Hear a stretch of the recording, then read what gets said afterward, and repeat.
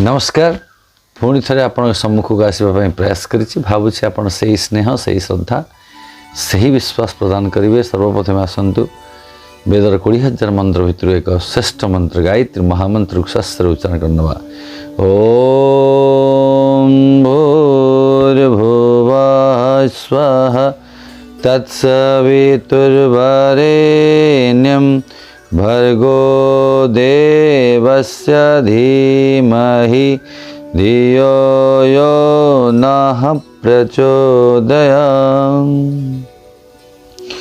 गुरुर्ब्रह्मा गुरुर्विष्णु गुरुरेव महेश्वर गुरु साक्षात् परं ब्रह्मं तस्मै श्री गुरवे नमः। आज एक सुंदर विषय को आपण सम्मुख को आने प्रयास कर विशेष शीर्षक हूँ निराशा। आपण समस्ते जानती मनुष्य जीवन रे निराशा एपरी एक सत्य अटे जहाँ सहित से केबे ना केबे मुहांमुही होता है। निराशा जीवन को नर्क तुल्य कर दिए, तार सुख शांति सबू नहीं जाई थाए। जीवन रे सुख शांति बिल्कुल रहे नहीं। निराशा एपरी एक भौरी जहाँ कबल रे थरे मनुष्य पड़गले जीवन नौका निश्चिंत बुड़ी थाए। निराशा एक अभिशाप। मनुष्य र सबुठारु बड़ शत्रु होची निराशा। निराशा कबल रे व्यक्ति जेतेबेले पड़े तार किछि लक्षण प्रकाश पाए। आज्ञा से लक्षण गुड़िक हेउछि प्रथम होउछि से कथारे कथारे चिड़ी जाए,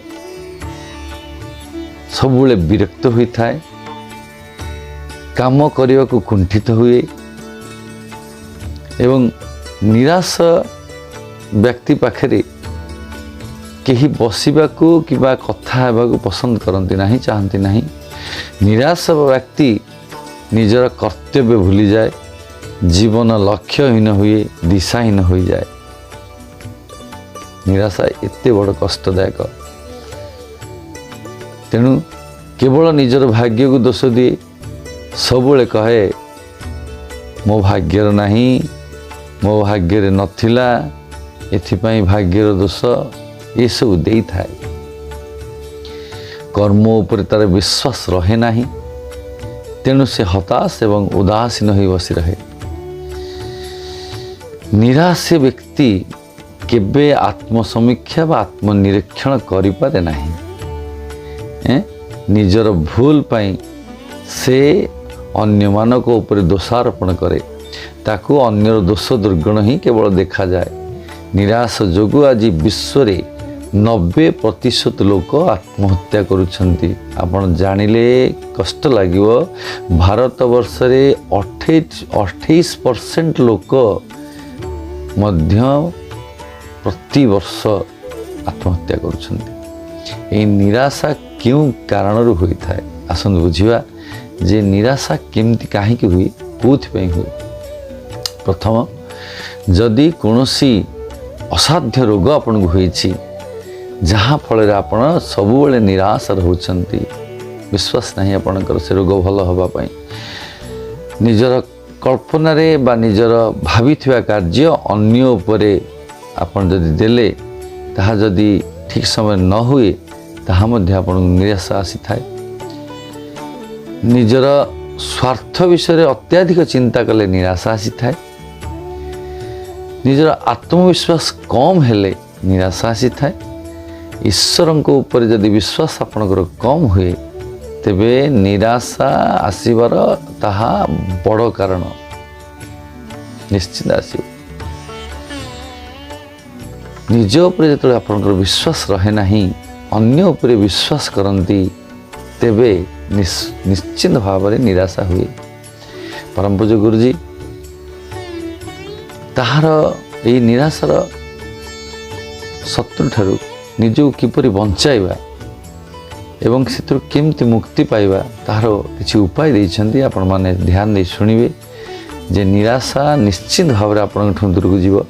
ପ୍ରତ୍ୟେକ କାମକୁ ଉତ୍ସାହର ସହିତ କରନ୍ତୁ, ପ୍ରଥମ କଥା। ଦ୍ୱିତୀୟ, ନିଜର ଯଥାର୍ଥ ମୂଲ୍ୟାଙ୍କନ କରନ୍ତୁ, ନିଜକୁ ଆଗ ବୁଝନ୍ତୁ। ଛୋଟ ଛୋଟ ସଫଳତା ପାଇଲେ ସେ ସଫଳତାରେ ସାମିଲ ହୁଅନ୍ତୁ, ଖୁସି ଆସିବ, ନିରାଶା ନିଶ୍ଚିତ କମିବ। ଏବଂ ନିଜର ପ୍ରତ୍ୟେକଟି କାମ ଭାବନ୍ତୁ ଏହା ଭଗବାନଙ୍କର କାମ ଏବଂ ଈଶ୍ୱରଙ୍କ ଉପରେ ପୂର୍ଣ୍ଣ ବିଶ୍ୱାସ କରନ୍ତୁ। ପୂର୍ଣ୍ଣ ବିଶ୍ୱାସ, ନିମିଷ ମାତ୍ର ରଖନ୍ତୁ ନାହିଁ, ପୂର୍ଣ୍ଣ ବିଶ୍ୱାସ କରନ୍ତୁ ଈଶ୍ୱରଙ୍କ ଉପରେ। ଯାହା ହେଉଛି ଏବଂ ଯାହା ଆଗକୁ ହେବ ତାହା ନିଶ୍ଚିନ୍ତ ଭଲ ହେବ, ଏ କଥା ଉପରେ ନିଶ୍ଚିନ୍ତ ଭାବରେ ଧ୍ୟାନ ରଖନ୍ତୁ। ଏବଂ ଶେଷରେ ଗୋଟିଏ କଥା କହିବି, be positive, think positive and do positive. ସକାରାତ୍ମକ ଚିନ୍ତନ ନିରାଶାକୁ ମୂଳାତ୍ପନ୍ନ କରେ, ମୂଳରୁ ଉପାଡ଼ି ଦିଏ। ଯେତେବେଳେ ଆପଣଙ୍କ ଭିତରେ ସକାରାତ୍ମକ ଚିନ୍ତନ ଆସିଯିବ, ନିରାଶା କେବେ ହେଲେ ରହିବ ନାହିଁ। ନିରାଶା ଠାରୁ ବଞ୍ଚିବାର ଏହି ଅଚୁକ ଉପାୟକୁ ଆପଣ ଧ୍ୟାନ ଦେବେ, କରିବେ ନିଶ୍ଚିନ୍ତ। ଭାବୁଛି ଆପଣଙ୍କୁ ଏଇ କଥା ନିଶ୍ଚିନ୍ତ ଭଲ ଲାଗିଥିବ। ପରମ ପୂଜ୍ୟ ଗୁରୁଜୀଙ୍କର ଏଇ ଦିବ୍ୟବାଣୀ ଆପଣଙ୍କୁ ନିଶ୍ଚିନ୍ତ ଭଲ ଲାଗିଥିବ। ଓମ୍ ଶାନ୍ତି ଶାନ୍ତି ଶାନ୍ତି, ସର୍ବାରିଷ୍ଟ ସୁଶାନ୍ତିର୍ଭବତୁ।